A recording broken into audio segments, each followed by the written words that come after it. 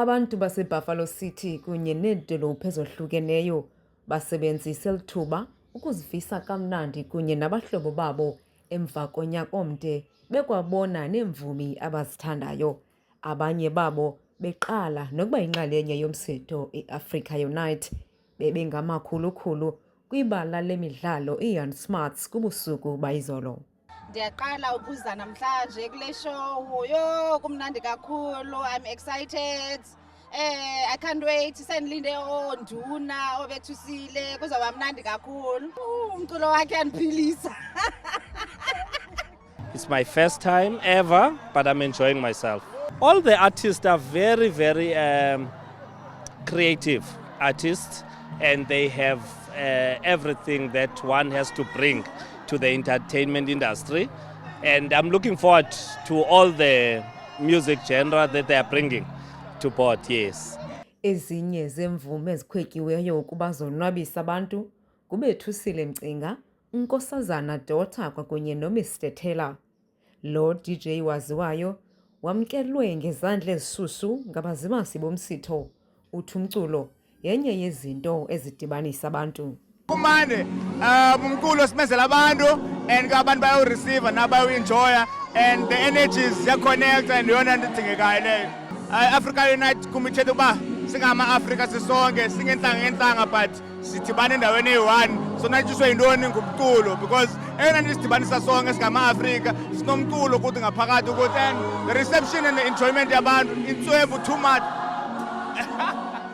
Imvumi R&B uLoyiso Gijana nowadume emva kokungenela ukhuphiswano lwemvume eMzantsi Afrika iIdols ucula ingoma zakhe eziye ngqo emazantsi entliziyo kubalandeli bakhe becula naye de wayakogqiba.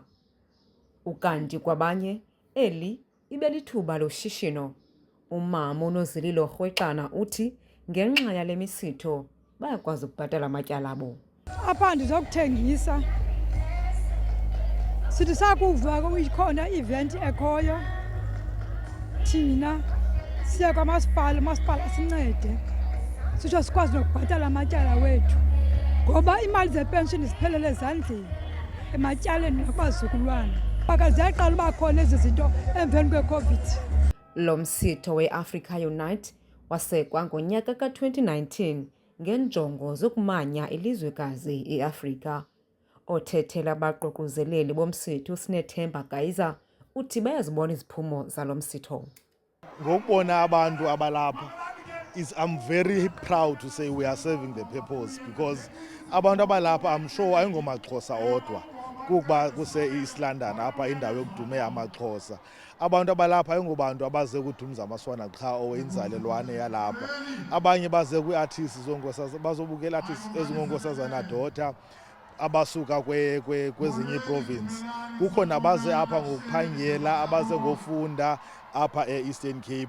Bakhona balapha. Ndikholelwa ke into yobana ngokuba babe lapha bayayibona imbono yethu. UGaiza uthi xa bejonga abantu abazimasela umsitho baqaphela ukukhula kwawo xa bethelekisa nonyaka ophelileyo. NdinguYamkela Mchiyo kwiindaba ze-MPK eMontini.